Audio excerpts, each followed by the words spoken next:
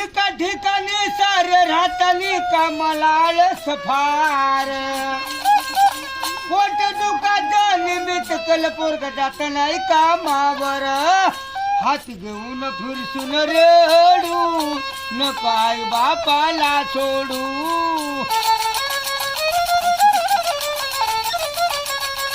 कामा बदल सदा भांडण घरात होत राई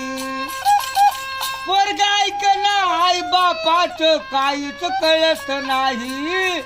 नको भांडून घर यंदा फोडू नको आई बापाले सोडू